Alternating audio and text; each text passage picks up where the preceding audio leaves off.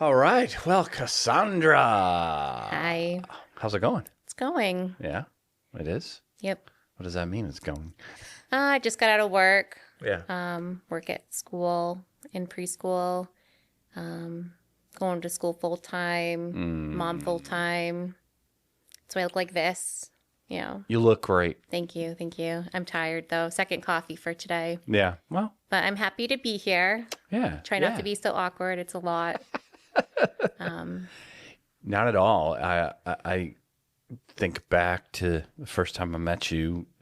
Ashton was a baby. Mm-hmm. Who's now he's 15. 15. He'll be 16 in June.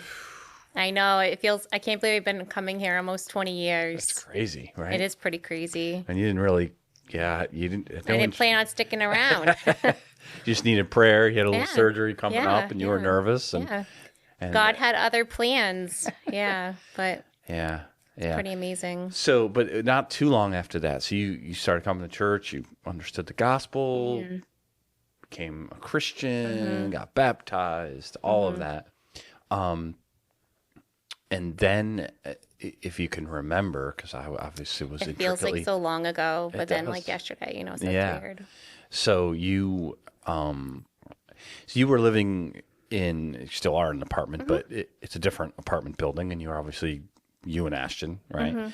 And at the time, and there was other apartments in the same building, right? We just moved over there to save. I moved over there to the third floor. It was a huge 1-bedroom. And I put a dividing curtain to see, you know, to make 2 rooms. And I was saving $100 a month versus the other place I was living at. So for me as a single mom at the time, I was like, I'll move across the street to save $100. It made sense. Yeah. It really made sense. And that crazy guy named Dan. Oh, yeah. He was my neighbor in the other apartment. I lived on the second floor, and he lived on the third floor above me for 2 years. Yeah. Yeah. We were just neighbors. Yeah. Yeah. But he didn't move across the street. No. Yeah. I actually started reaching out to him as neighbors before I moved across the street. I remember God put it on my heart to make an Easter basket for him and one of my other neighbors. And I put like a Bible in it and candy and stuff and left it for him. And I was like, he's probably going to use that as a doorstop, you know, but Yeah. he didn't, you know, but People who don't know you guys, now married, but also may know Dan from a previous episode, who struggled with alcoholism and the battle of that and all Yeah. that. So it's one of the reasons you gave him a Bible is because you witnessed some of the early yeah. days of Dan. Yeah. And Yeah.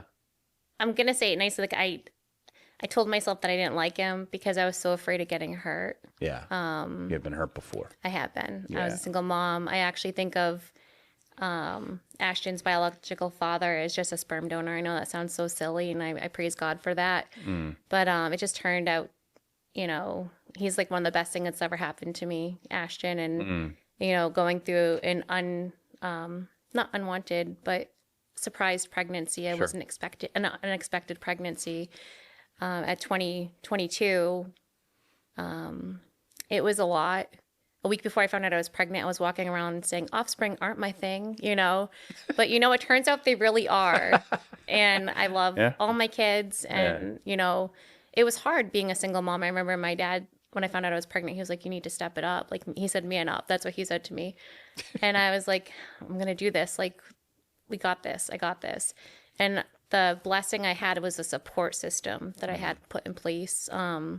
That I didn't know was in place at the time, but God, even before I knew him, just, you know, had all these wonderful people in my life. And Mimi and Grampy, I went to move in with them. So Angie, I dated her son when we were teenagers, and just we were together for a couple of years, didn't work out. And they kept me when we broke up. So I moved in with them when I found out I was pregnant, and the other person decided, you know, I was 3 months pregnant, to leave. And, you know, I just stayed with them until Ashton was a little over 1 and we got our own apartment, which was the building that Dan was in. And we lived there for 2 years until I moved across the street to the house that had a demon in it. Yeah. So Ashton, that then would have been 4? He was 3. 3, Yeah. okay. you moved, because I remember you asking me about this, but you were there and your neighbors started to tell you that you had a ghost. Yeah. It's funny because it was a large building and it was 2, 2, and 2. So there were 6 apartments in it. Yeah. And everybody said it was a different thing causing like the issues. And What kind of issues? one of the families on the first floor, one of the guys said that their kids were being tormented at night by a ghost or something. It scared them at night. I feel like it was so long ago. The guy that lived next to me on the 3rd floor, his place got trashed a couple of times. He said there was something that moved his stuff around all the time, like stuff like that. But I remember them specifically saying it was a friendly ghost. Yeah, they're like, "Oh no, it's cool." I'm like, "Casper is not welcome here. I don't do this stuff. Nope." Yeah. And Well, everybody said different things about how to get rid of it. Like, it was so funny. One guy's like, "Oh, we need to have a seance." And I'm like, "That's going to bring more in. I'm not doing that." And another one was like, "Oh, we just need to like sage the building." And I'm like, "No." I said, "Jesus. It's only Jesus is the only way to get rid of it." And I remember at one point you guys came over and like blessed my apartment. Yeah, well, you and the elders. Yeah. Yeah, well, we'll get to that. But I feel like I remember you asking me. I remember you saying that they say it's friendly, but then you said like at least half of the apartments like slept with their lights on. Yep. And I'm like, well, how friendly is it that you're like? Yeah, that's true. I remember that. I forgot about that, but yeah, it was. Yeah. I do remember that part. They wouldn't. One of the families wouldn't turn their lights off. They slept with their lights on, and I'm like, yeah. That's suspicious. I wouldn't sleep there actually after things started happening. We wouldn't let Ashton sleep there. He slept over at Mimi's for probably a good month or 2. Like at night when it got dark out, he'd sleep over and then I'd pick him up in the morning or they'd drop him off. Yeah. So how soon do you remember things starting to happen in your was apartment? Pretty soon. It was like I moved in and my church family helped move me in, and it wasn't because my other family, like my dad or anybody, didn't want to help me move. I didn't ask them. Yeah. And just because I know that everybody's busy and just I see, and it's not to be mean or anything, but I see a lot of church family pretty often because I see you guys at least 4 times a month. I just happen to know like somebody's like, "Hey, do you need help moving?" And I'm like, "Yeah, sure." So then it was like my small group that I was in. Darren, I was in the Violet small group, and Darren was like, "Oh, we can move your stuff over. We can get people to come help." And I'm like, "Oh my gosh, that would be amazing because I don't have to ask everybody." Yeah. So I moved in. They helped bring stuff up. I put stuff away, and it was like within the week or 2, I was like, something feels off. Like it feels eerie. Had they already mentioned that there was a ghost or? No, not until I mentioned it to them. I'm like, "Do you guys notice anything weird here? I mean, does anything happen that's, like I would hear noises, the cabinets would open, like stuff like that, like clicking," which at first I was like, maybe it's just the heater. And I'm like, that's not a heater over there. There's no reason there should be, like the room would just all of a sudden go cold. Like it had this horrible, eerie feeling to it. And I just remember that I didn't like it. I didn't like the feeling. Yeah.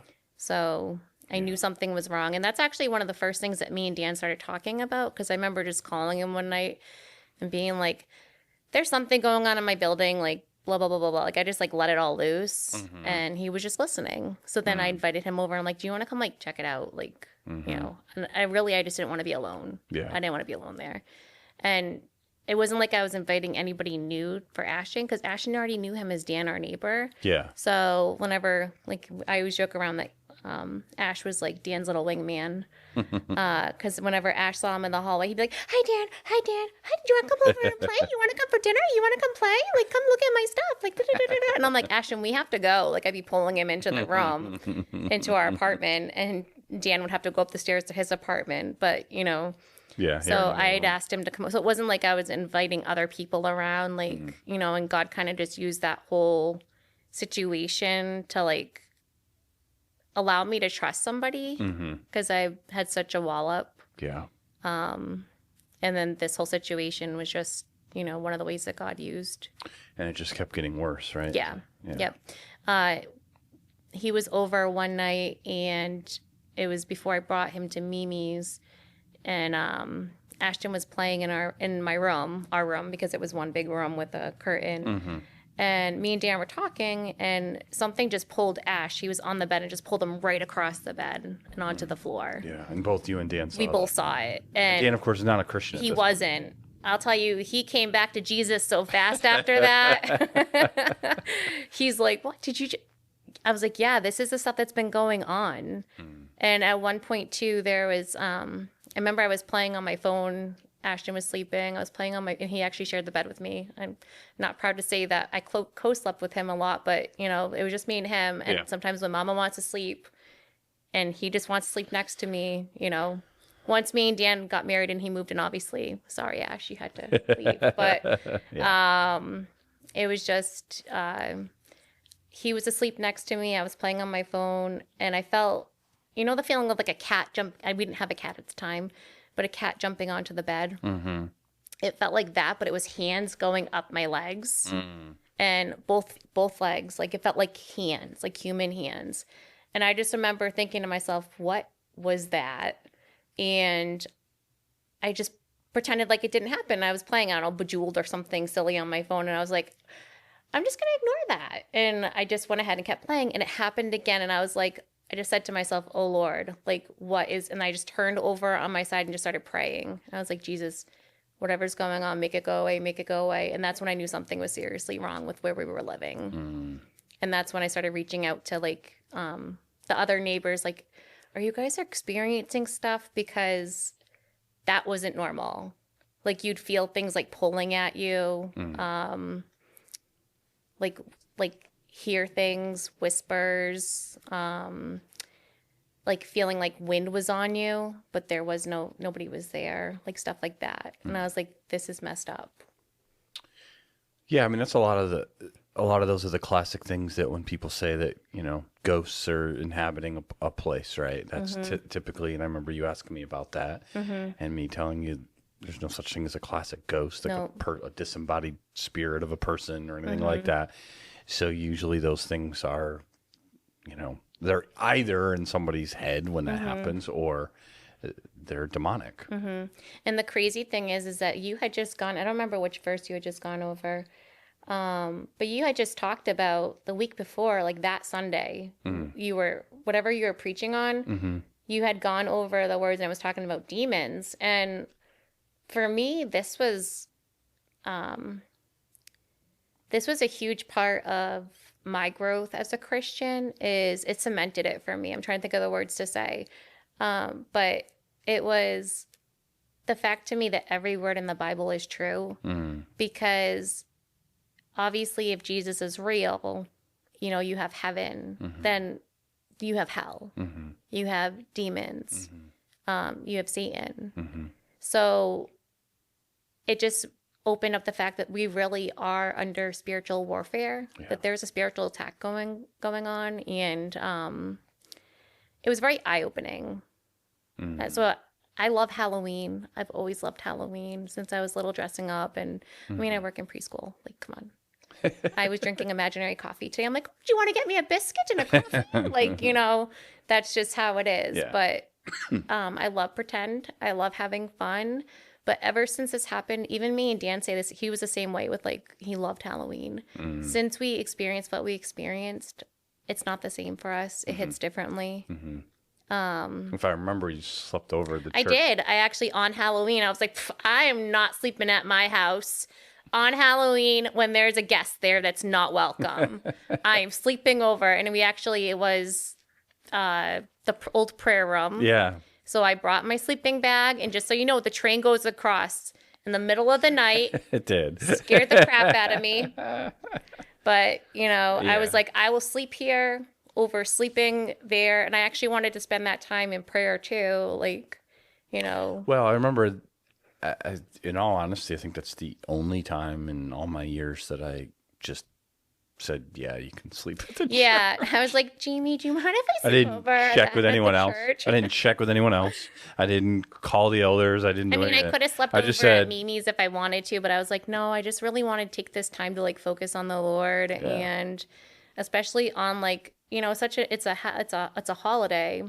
And sure, but at the same time, there are some meanings to it behind it. And yes, we celebrate it. I'm not saying don't celebrate it. I look at the fun parts of it. I love carving pumpkins. I love watching my kids do it. I just ordered all their costumes. I have so much fun handing out candy. Like, we look for the good parts of it. But I think one of the things that can happen on that day in particular is those who are dabbling in bad, It's dark they stuff. Use it on that day. Exactly. It's more, that's where So it's not the actual day or it's dressing not the up. day. It's what's behind it. Yeah, So that people will do. And isn't it true, if I'm remembering, that there was one apartment that didn't ever see it? Yeah. And it's funny because we clashed with them quite often. I hope they're doing well wherever they are. But yeah, they're the only ones that said, like, oh yeah, there's nothing going on. Like, I wonder if you're the ones that brought it in. Just saying, you know. Yeah, So, I remember yeah. theorizing that maybe, they or someone else a lot of times, occultic kind of things, tarot cards and Ouija boards and things like that, they're not to be messed with. Nope. And, yeah, they can just be silly, stupid stuff or in your mind, but they can also really tap into some stuff that you don't want to tap into. We don't need any extra doors open. We really don't. That's where I'm like, oh, I'm good. And like I was just telling you before we started rolling, my kids it's one of K-pop Demon Hunter. My kids love the movie right now. The songs are catchy. Like, I like it. I'm not gonna lie. Is there a lot behind it that's not good? Probably, but Yeah. it's so hard living in this world to not be of the world. And be in it. So I just try to keep my mind and my heart guarded. Do you remember that night you slept in the prayer room? What was, besides the train? What was your prayer? Just for it to be. I wanted it gone, not just from my building, like not just from my apartment. I asked God to put a hedge of protection around my entire building, and that that whoever was living in my building, their eyes would be open to what's really going on. And I just wanted peace, because it's not being able to go to your own place and feel like you have peace is so hard. Oh, yeah. It's the worst You thing. feel like somebody's always watching you. And that was the feeling I was getting all the time. I'm like, I'm not alone. Like, you could, it was so creepy. When you told people that you had demonic presence in your apartment building and in your apartment, and what was the reaction you would Oh my get? gosh, it was so mixed. I had like, oh my gosh, that's so cool. And I'm like, yeah, this isn't Ghost Hunters. This is not cool. Yeah. And then other people were like, oh my gosh, that's horrible. And I'm like, yeah, I know. But more, it was like my Christian friends were like, no, that's not good. And I'm like, yeah, I know. But it was such a mix. Did anybody doubt you, do you think? Probably. I mean, No one came out and said no, okay. nobody said, oh, Cassandra. Like, I'm sure. Like, Right. Yeah. Well, I was, as you mentioned earlier, sure enough about your story, that I had all of our elders actually go over to your apartment, right, and pray over your apartment. Yep. Anoint it with oil, the whole thing. and it didn't even go away at first. Like, No, that I wasn't- remember that. Yeah, but I remember, so we're there, and I don't think I've done that myself, a couple other pastors, but I've never had the elders do it. Of course, I was by myself then, so I've gone somewhere with Pastor Bob before, so I had him. So maybe that was part of it. Like, I ain't doing this alone, fellas. Yeah. No.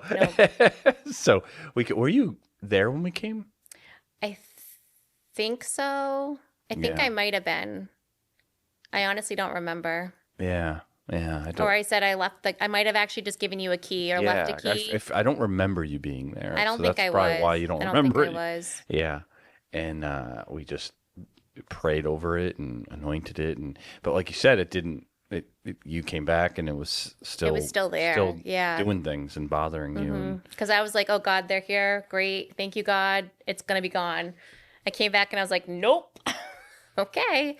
So it probably was a couple more weeks. Like, I would just play worship music constantly in my house. I would have the word open on like my table, like, because I would just go over and like read it casually.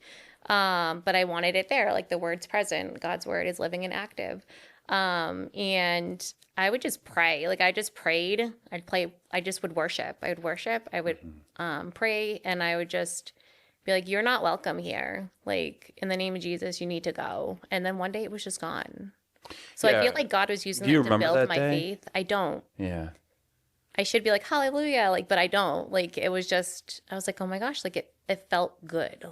Yeah. Like, I went home and I was like, okay, something feels different, but I was weary. I'm like, maybe it's going to come back, you know? But then when it was gone, it was gone. Mm. So. Do you remember if your neighbors still? It was gone from the building for a while, and then I'm pretty sure it came back into somebody else's. And then I had given, this is funny, I forgot about this.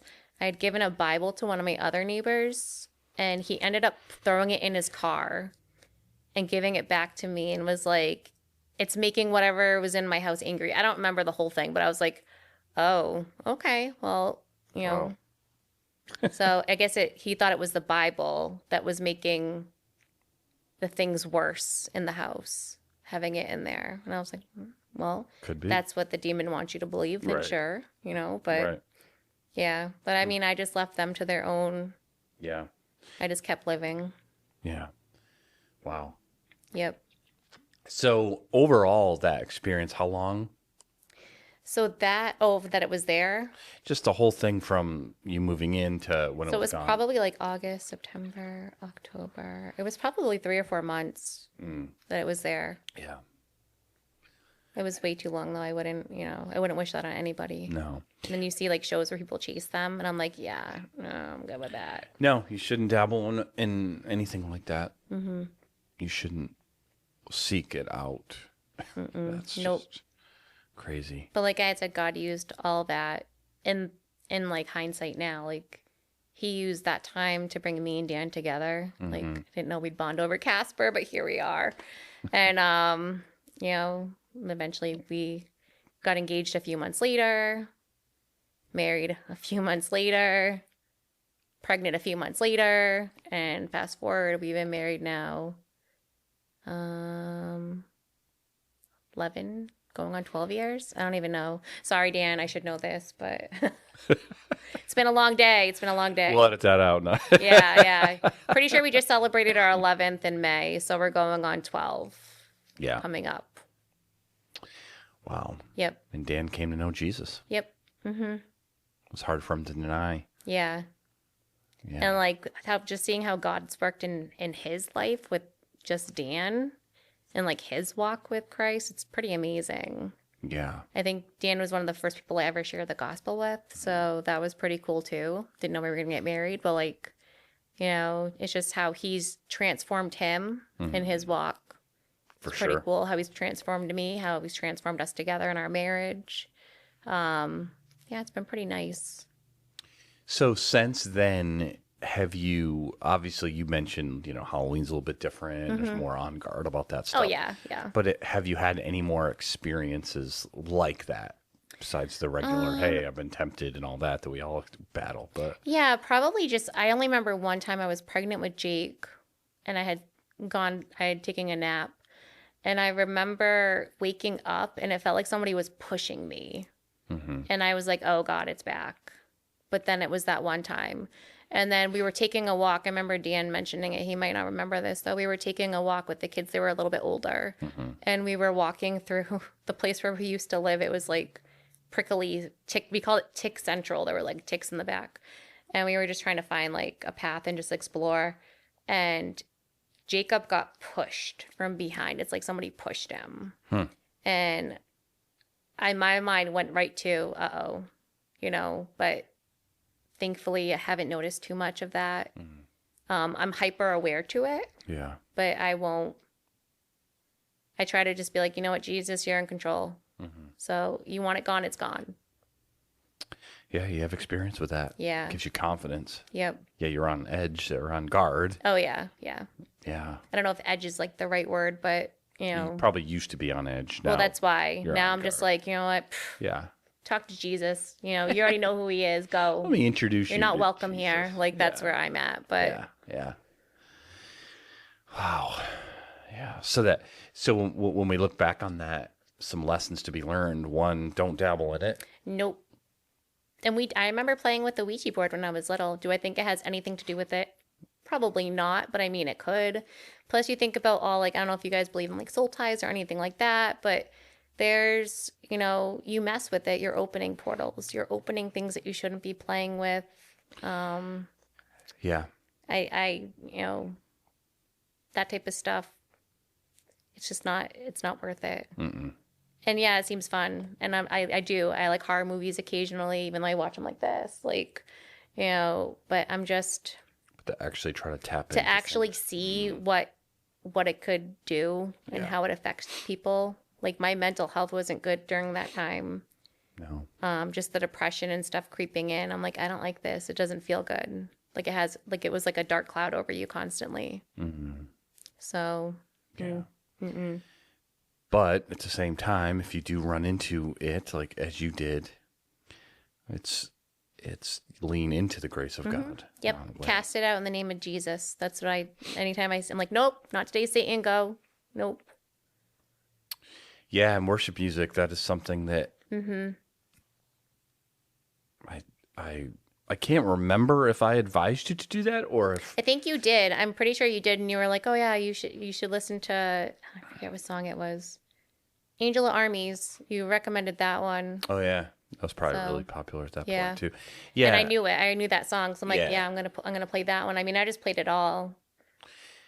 Yeah, because I've given that advice to others since, and I couldn't remember if I got from that experience or if I had maybe read that somewhere. And it makes a lot of sense.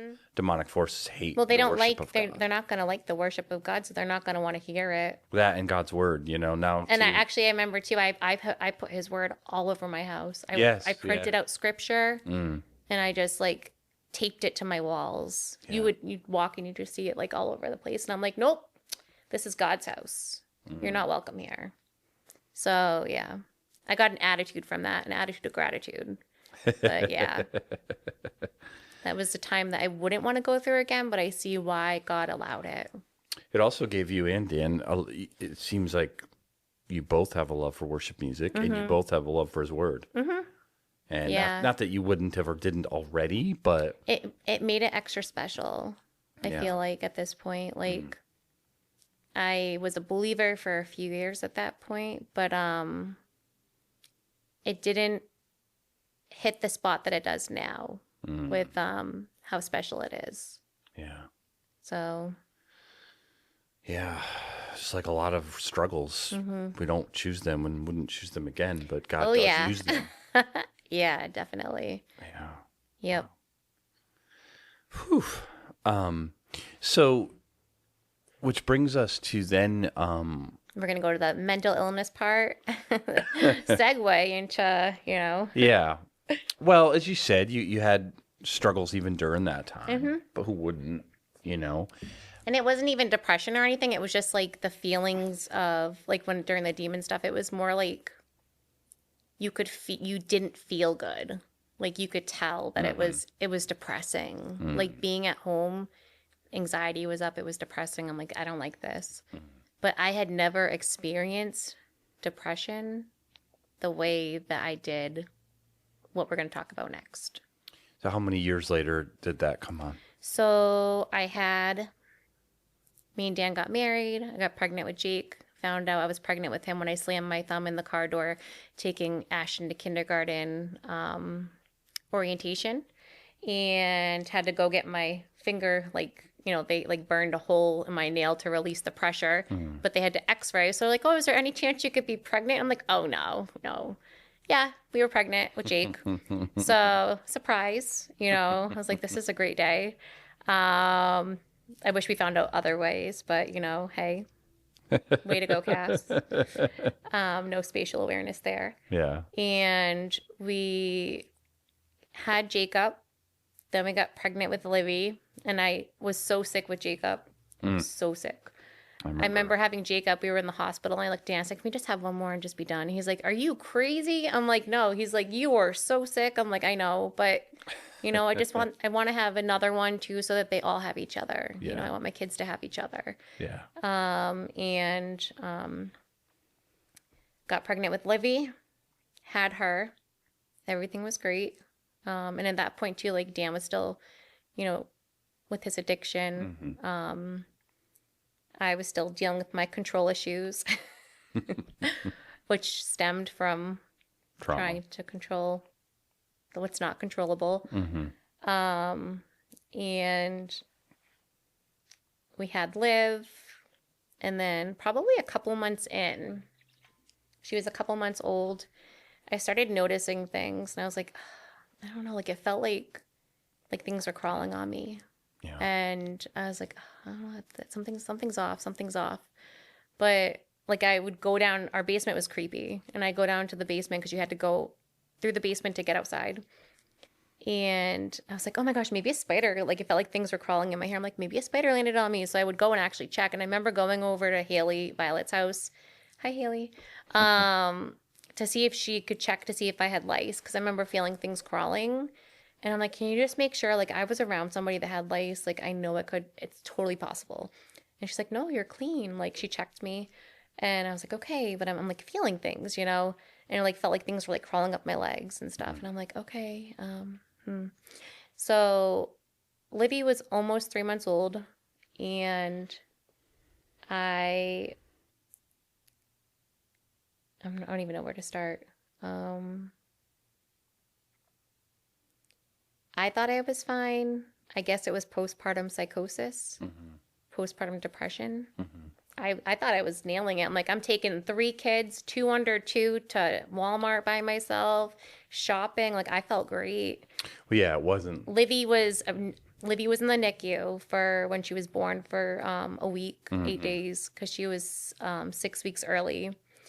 And I had postpartum, I had gestational diabetes. So there was already some factors in it where it made it a little bit harder. I was trying to nurse her. She wasn't latching. We dealt with all like the consultants and specialists. And so I was exclusively pumping at this point. So you have a wife, you probably get it. It's exhausting. Yeah. Like that alone is exhausting. Having a wife? No, yeah. Kidding. We're a lot, ladies. We're a lot. Yeah, you were. It was a lot. But you, like you said, when you think of classic, whatever that means. But I felt great. Besides being exhausted. You think of being depressed and taking to your bed, which does happen. Yeah. You weren't in that. I wasn't. Like, no. I was doing. You were just feeling stuff crawling on you. And that's what it started with, was I felt like things were crawling on me, and I was like, oh my gosh, like what is going on? So, but I was still doing, I was still going, I was still, I was like, oh, I got this, I have this, I have baby on my hip, baby in my hands, taking Ash places. Like, it was great. Yeah. At the time, I thought it was great until it wasn't. And I can't even tell you, like, I remember Mimi took the boys somewhere, I'm pretty sure. I had Livy. And I remember I was doing something. I was holding her, and she put her head like to the side, and I looked in her ear, because just how it was, like, just how she was. And it looked like there was worms in her ear. And I was like, oh my gosh, like I was like, what? So I'm proud of myself now. I can say that now, because I didn't have a complete panic attack. I handled it like a mom would, in my opinion. I went and I got a pair of tweezers and I put it in a bag, and like, I was like, it's okay, honey. I called the doctor for her. I'm like, hey, I need to make an appointment. And I didn't know what to call it. So I just said it was like a pinworm. I'm like, I just saw worms in my daughter's ear. I just want to get her checked. And they're like, okay. Like they were confused, and I get it now. And I was like, Dan, we need to take her to the doctor. Like something's wrong. So I brought, I ended up, because if you had seen the amount that I saw in her ear, like it was like a little army of them. There was a bunch. Like if you saw it, you would be like, oh my gosh, what's happening? So from that going on with what I was feeling to, I forgot something too. Yes. I thought I peed a worm out. That was like a day before, like something that you would stick on. I was with the kids at Walmart, and this is my ADHD brain. I'm all over the place. To be fair, you could get worms at Walmart. Well, so it's so funny, because thought I thought I had something. Maybe we ate some contaminated meat. I don't know. The whole thing in my head made sense at the time. And it's interesting that it manifests itself. It's like it was so scurrying weird. and worms, like not just feeling, but seeing. But that's why I was like, what is, like, I thought it was so real. Yeah, so I remember. So real. So real. And I remember being like, okay, like, so I was at Walmart with them, and I remember looking down because I have a thing with public toilets. I don't know about you guys, but like, if I don't have to, I won't use a public toilet. Oh, I love them. They're great. Since I was little, Somebody else wondered clean. if there's like spiders down. You never know. So I don't know why I was looking down, but I was, and it looked like a worm that you would have stuck on a fishing line. Like, and I used to go fishing with my dad when we were little, catching sunfish and stuff. Like, that looked like a legit worm that you would have put on a line. And I was like, okay, well, that was gross. And I was going to take a picture, but it was an automatic flusher, and it took it away. So I was like, okay, like, I can't even like be like, hey, look at. So then I remember feeling things, and that kind of escalated into seeing things and Livy. And then I remember going to the doctors, meeting Dan at the pediatrician with her. He met me with the boys, and the doctor and the nurse were like, I think you should go back on some anxiety medication or something. Like, you need to talk to, because Livy was fine. They didn't see anything. They didn't see anything. And I really respect them and appreciate that they were so honest. So Dan took the kids and went home. I said, I will be back. And I drove myself to Milford Hospital, and I said, I need a psych check, because I was so freaked out because I know what I saw. Yeah. Like, I ended up taking the worm out of her ear. It was a little one, putting it in a baggie, and then I had such like a panic attack that I was like, no, it's okay. I'm just gonna I threw it in the dumpster.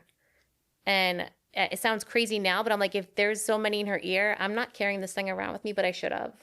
Because at least if it was empty, I would have known, like, hey, it wasn't real. Yeah. So I questioned that for so long. And I went for a psych check.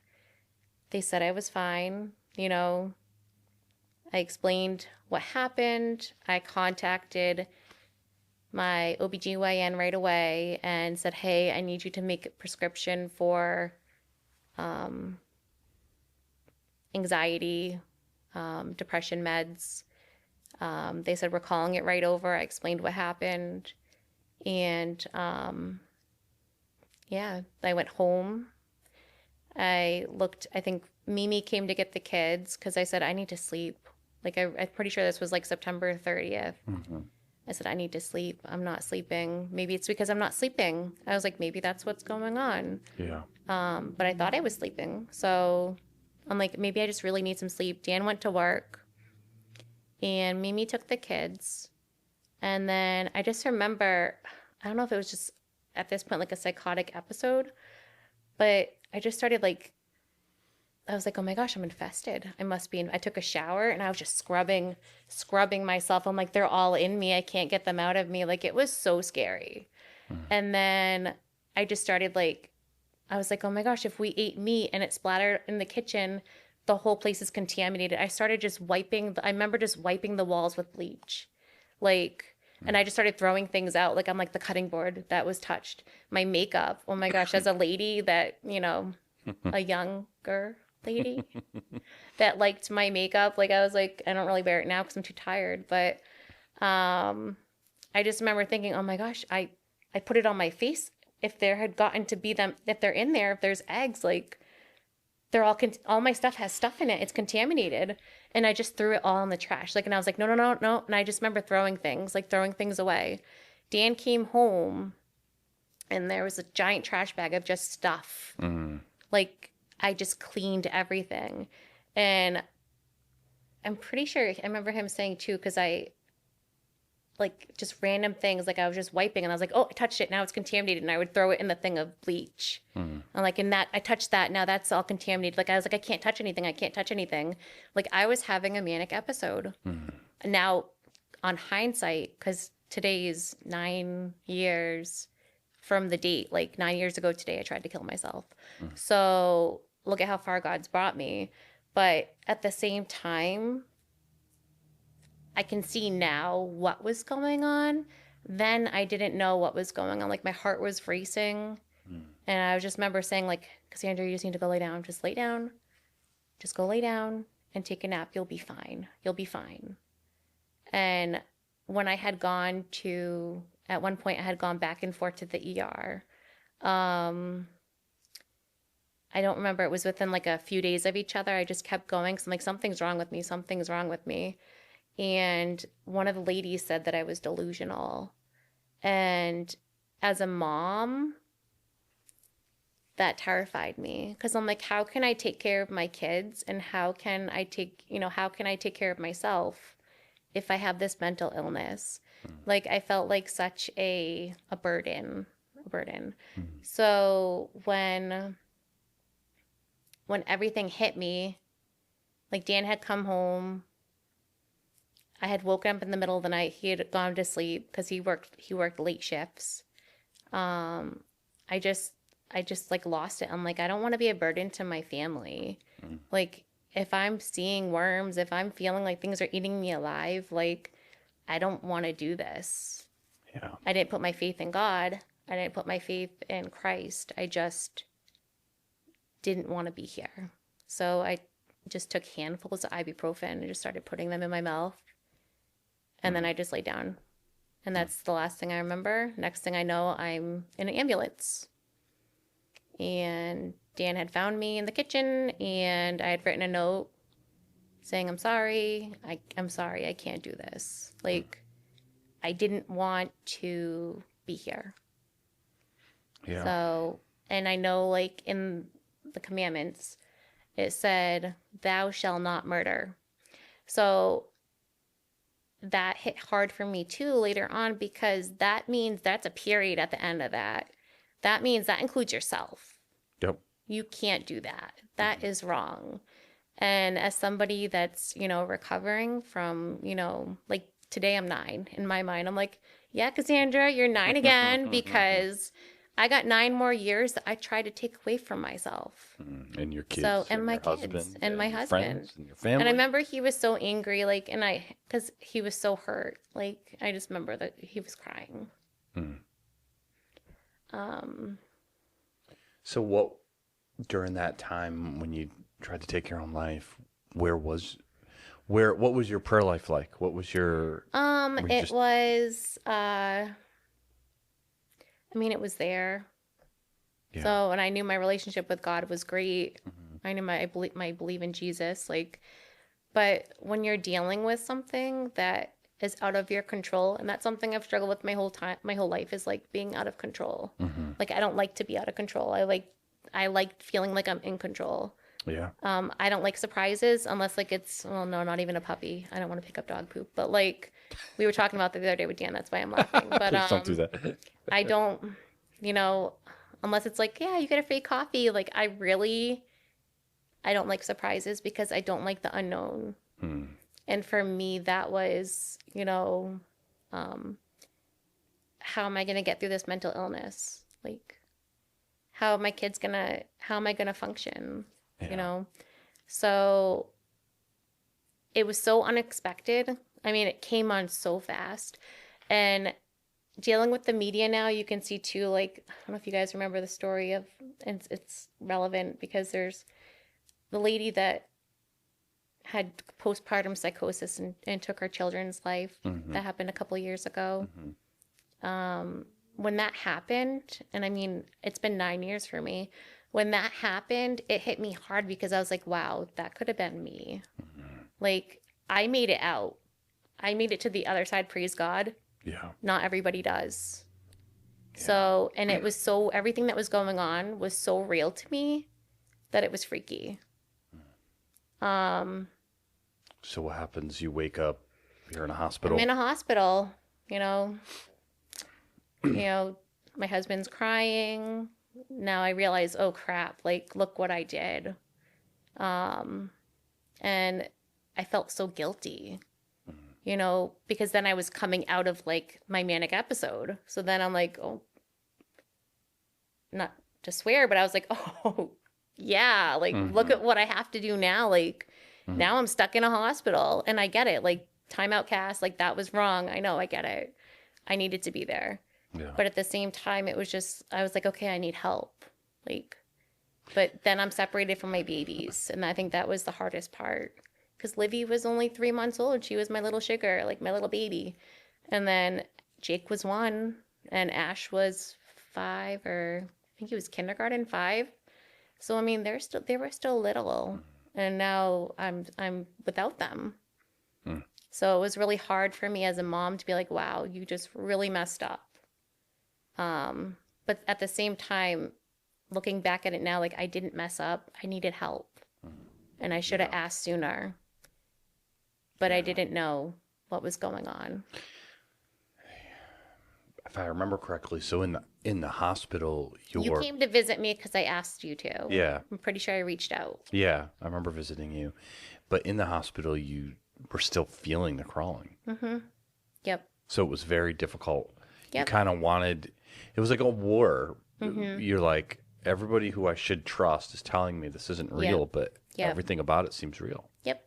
So full disclosure, I learned through my time at the hospital too that I have misinterpreted stimuli, most likely, and my nerves misfire. So I don't, I think I'm in a great mental, a great place for my mental health right now. Yeah.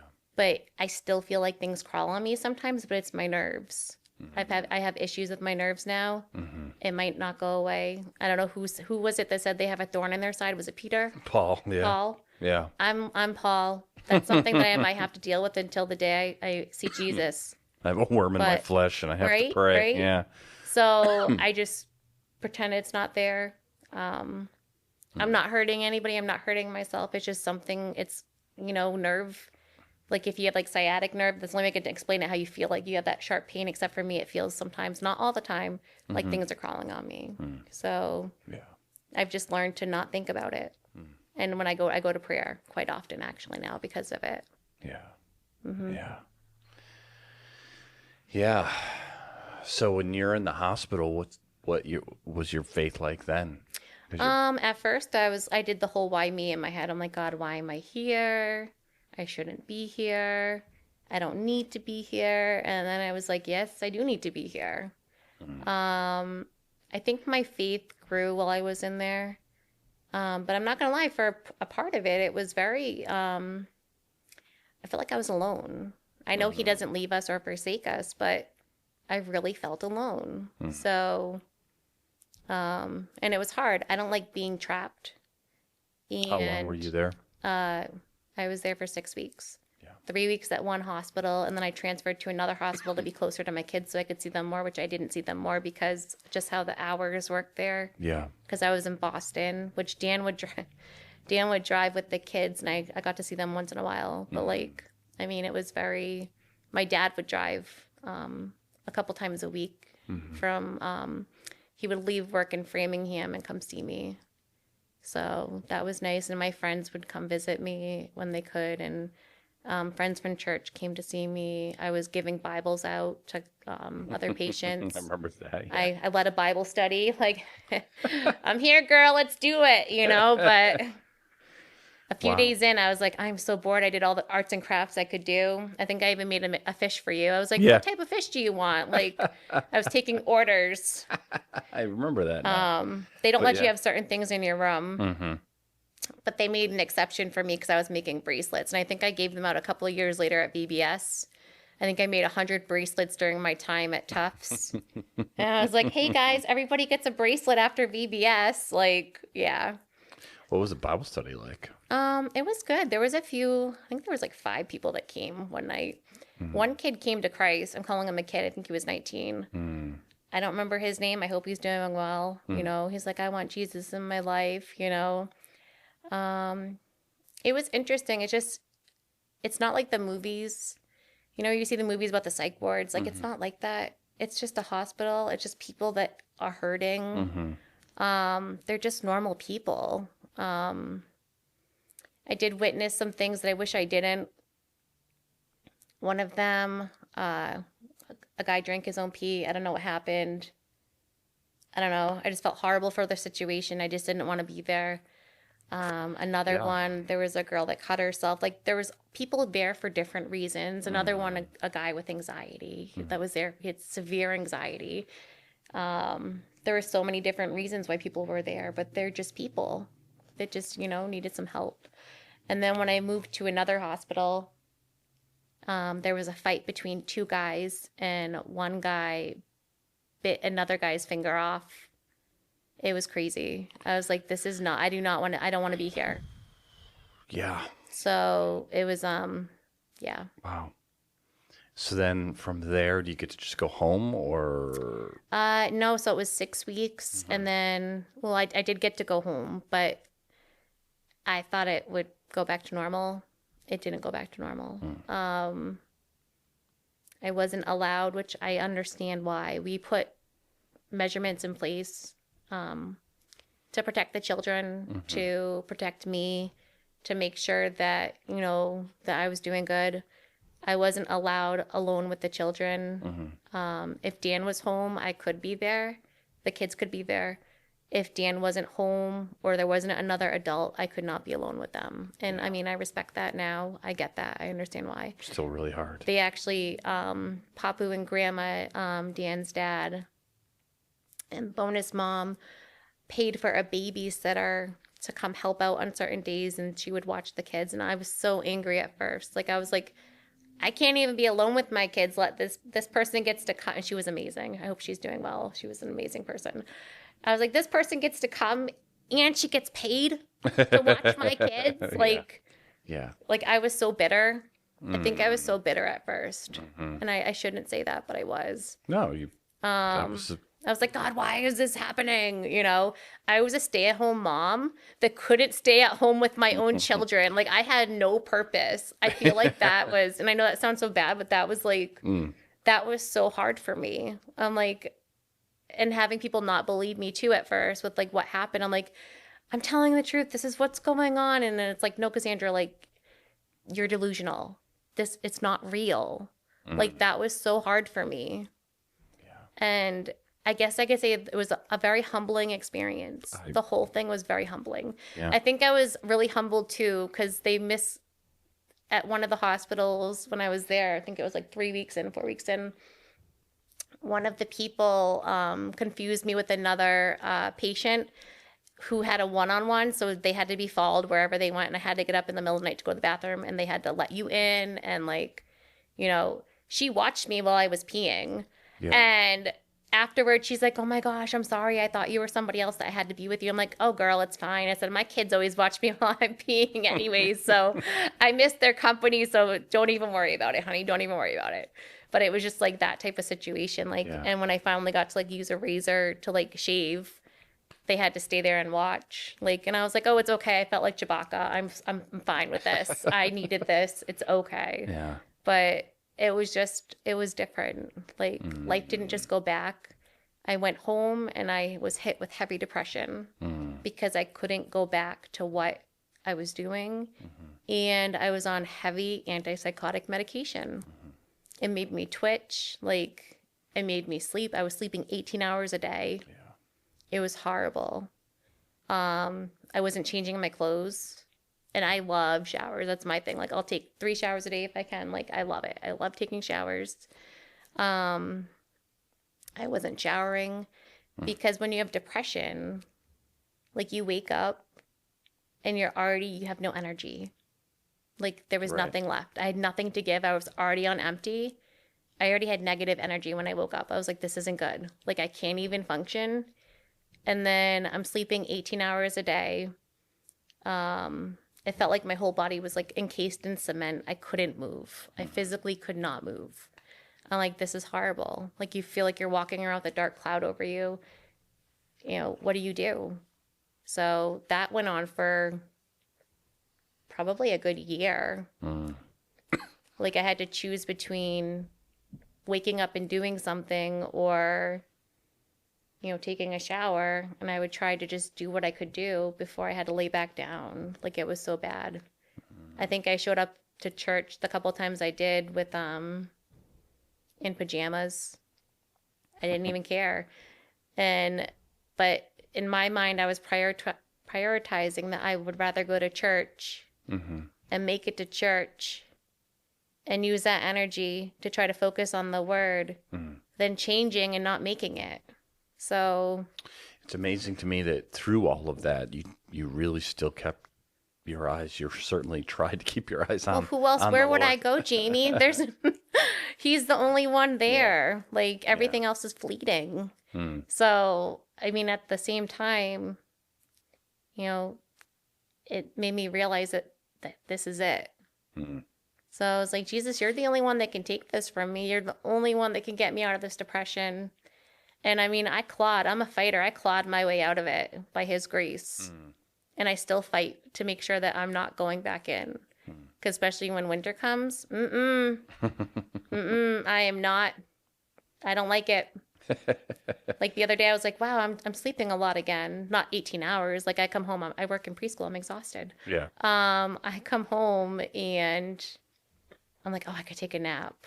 Yeah. But, I'm still trying to like just get my energy back right now. We had summer off. I was taking MTELs all summer. Yeah. So I'm like, I was like, nope, Cassandra, get up and let's stay in the front porch. Go stay in the porch. Go do what you need to do. So stain the front porch. Oh, yeah. They meant stay in. I'm like, no, stain. Yeah, let's go stay in the porch. Yeah, I had to. It was on my list. So I still have to finish my back deck, but here we are. Yeah. So I just try to stay like very mindful of how I'm feeling. One of my self-care methods besides praying, I like to take walks and I like to nap.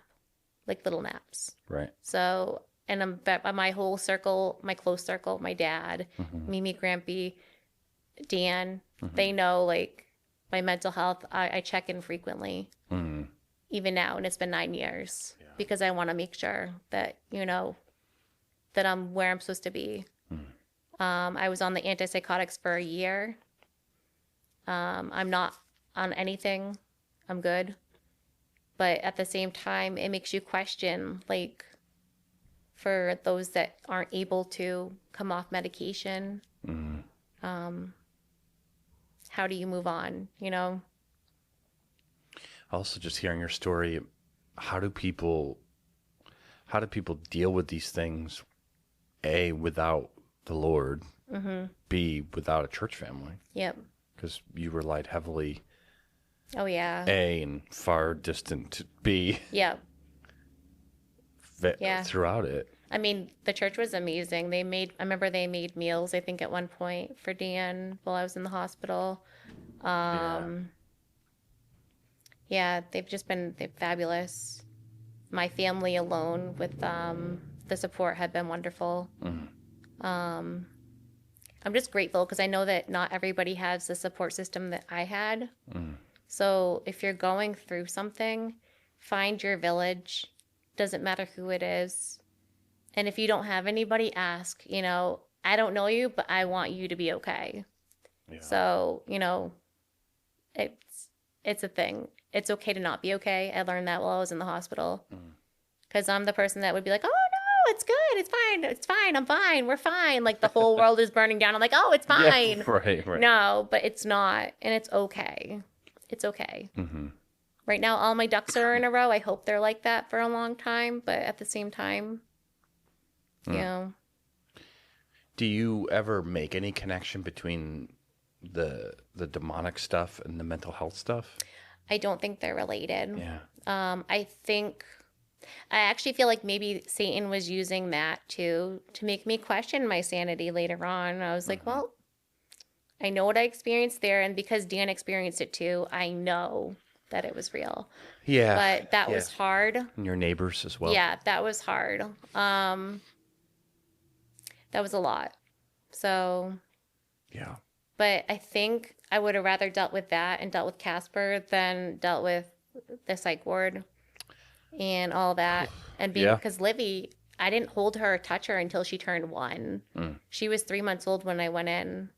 And I was so terrified that she wouldn't know me, like wouldn't remember me.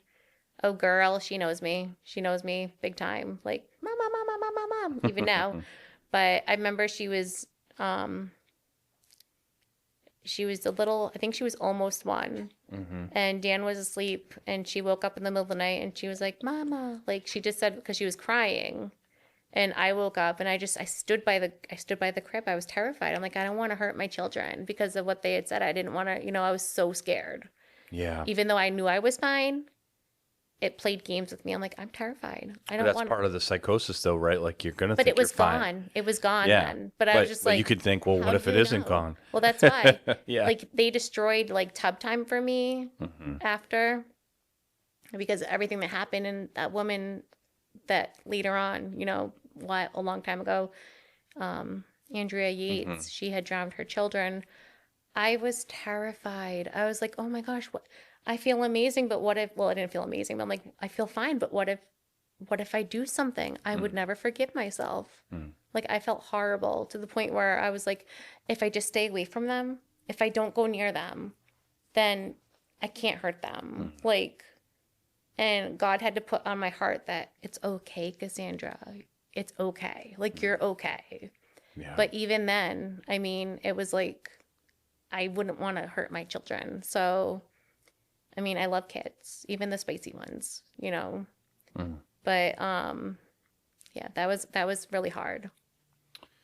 Do you remember any scripture stories or verses that you leaned heavily on? Dan wrote them down quite often for me. One of them, I don't remember exactly which one it is. You probably do. For such a short-term affliction, temporary, momentary affliction. Yes, that one. Yeah. I don't remember where it's from, but yeah, I want to say Corinthians. Paul. Yeah. He's First Corinthians or something. Yeah, I don't remember. So that was one of them that we'd always send back and forth to each other. Like, when he'd come to visit me, he'd like write it down.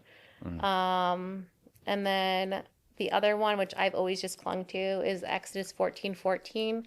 The Lord will fight for you. You have only to be still. That's one of my favorites because I don't have to do anything. He's going to fight for me. I just have to be here. Like, yeah, he's got me. And the thing too is, like, even when I didn't know what was going on, I would just rely on the fact that God knew what was happening, and he knew what my future was going to be, and that's okay. Like, right now, for anybody that's struggling with mental illness or whatever it might be, your today is not your tomorrow. And that's something that God placed on my heart while I was going through it, because just getting through today was a lot every day. But looking back 9 years, it's amazing to see how far he's brought me. Just, I'm in college full time right now. Working full time, mom full time, wife full time, it's a lot, but I feel like I'm in a really good place right now, and it's not on my own doing. Yeah, I did have to, go through the motions, but it's just like God's been really good. Well, yeah, when you think about it, that one of the lies of the enemy is that your life's always going to be like this. Yep. So give up. Don't. You're always going to feel this way. Yep. You're always going to be experiencing this pain. You're always going to be grieving like this, always. And because the ultimate goal is just give up or give in. Yep. Give in to whatever. And I wanted the pain to end when I did what I did. And you were convinced that and I was wasn't convinced going that was it, even though I knew, but I was also in a manic episode. Yeah. So yeah, that I'm sure that didn't help. But you know what? Like, don't focus on the now. Focus on what could be in a good way. There's a lot of people out there that are maybe not the exact same way you were, but feeling trapped, feeling like it's not going to get better. What would you say to them? Don't give up. Fight your way out. Keep clawing. Like, I don't know how to say it, but I would start by taking walks. I love to walk, but there was a time where I couldn't walk more than a couple of feet, and I'd turn around and I was just so tired. I'm like, I can't do this. And I knew that was like a huge step for me. push yourself. You're not going to want to do it. Get up and do it. You're not going to want to take a walk. Go take the walk. Try to eat healthy. I know it, the good food is better than the bad food, but it's going to fuel your body. It's not going to make you feel sluggish. You want to try to help yourself. Drink water.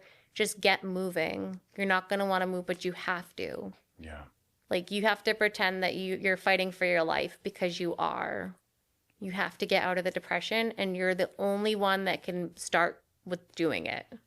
And if you are a believer, which I hope you are, pray. Pray, pray, pray. And don't take your eyes off of Christ. And it really makes a difference. And don't do it alone. Yeah, find your group. Find your people. Ask for help. It's okay. Yeah. I don't even know what I just said this past hour, but here we are. Yeah, no, it's really great advice, and I think it's something that there's a couple things you can take from it. One is how much God has used it. It's so hard. You'd never want to go through any of that again. Who would? But God did use it. Yep. He brought Dan to Christ. He brought you together. You were sort of, your relationship started on a, I know, isn't it weird? on a real difficult, spooky, dark place that when you went through maybe, like you said, even darker places together, you had that faith to rely on. I mean, realistically, looking at our marriage, we shouldn't, we're like, I feel like we should be a statistic. Like, he's dealt with addiction. I've dealt with mental illness. Just in the however many years we've been married, all these different factors, we probably shouldn't be, we shouldn't have made it. Right. But here we are. Christ has kept us together. And I feel like we're in a really great spot right now. And only getting better, Yeah. God is good. Yeah, but I love that. I think it's important to repeat, how did you say it? Tomorrow's not today. Yeah, your today is not your tomorrow. Today is not your tomorrow.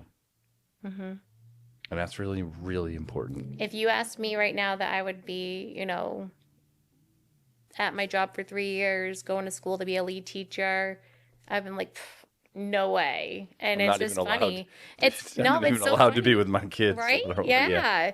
Like, I'm just so grateful to be where I am, and my journey of healing has been so great. And I mean, sure, I still have struggles every day. Like I said, seasonal depression, it's real. It hits me. I'm like, Dan, let's move to the Bahamas. I'm over this. But, here we are. It's just one step at a time. Take it day by day, and just trust that God has something better in plan for you. And when you think about it too, that advice of,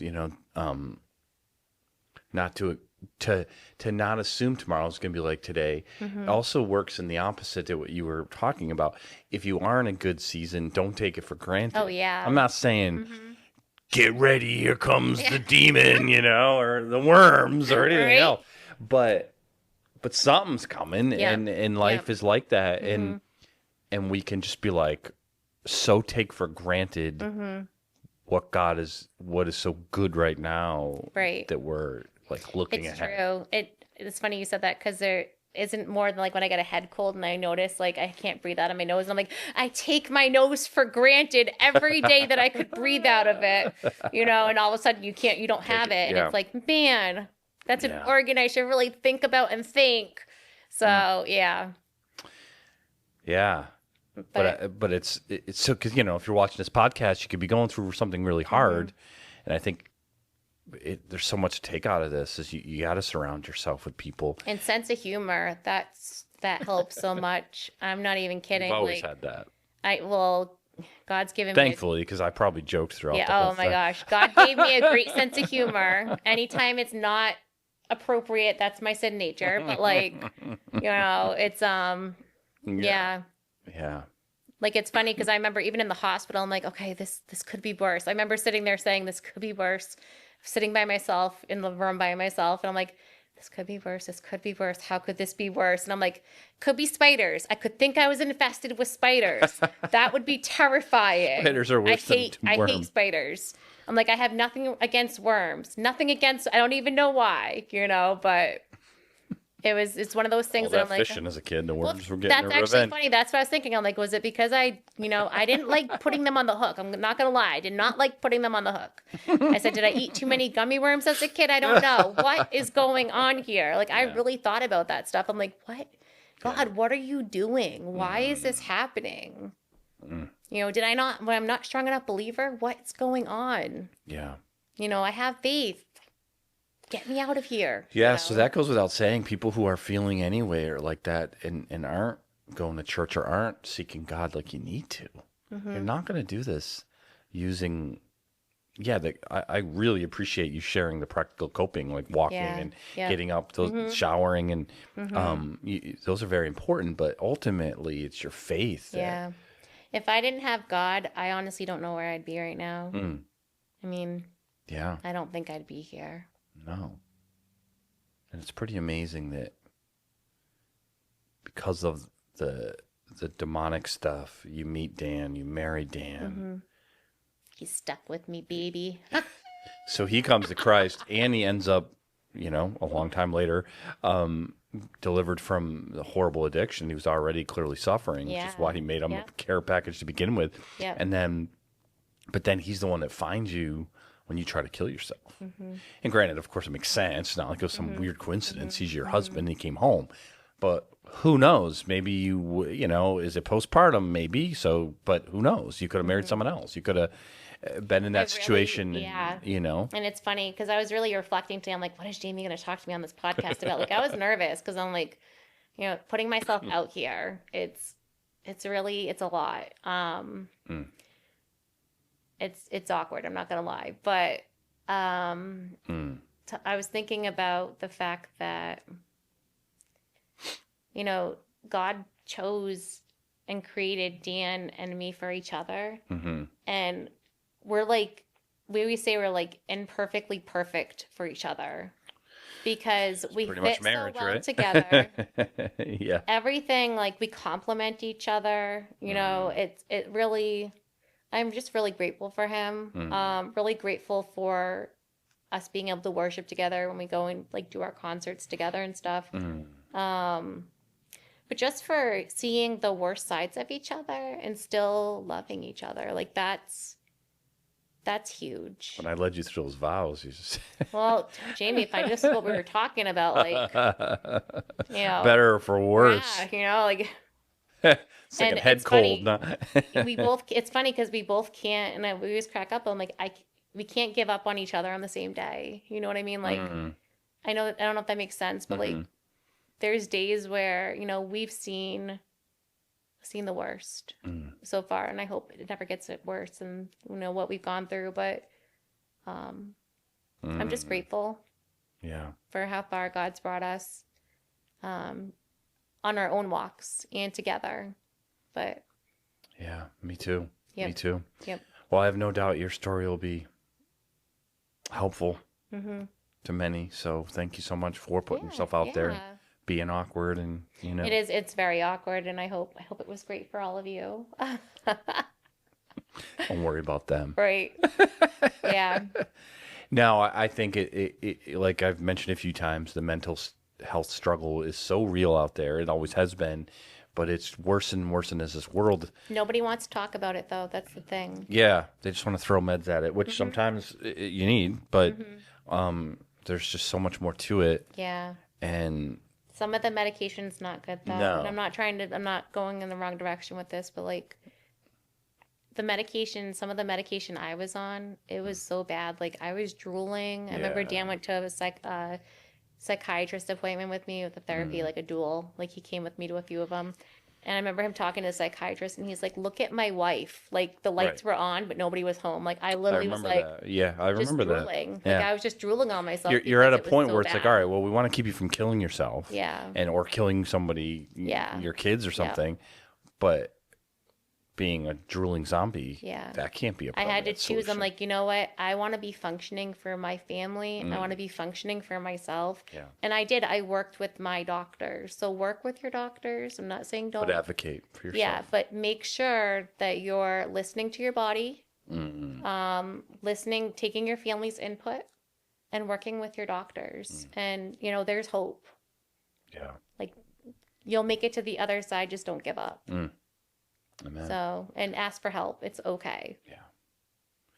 Well, thank you so much for Thanks for telling us your having story. me. Yeah. You promised me your puppy would be here, and I just realized he is not. No, he was here Oh, up until Heather swooped in and grabbed him at about Heather. 2:30.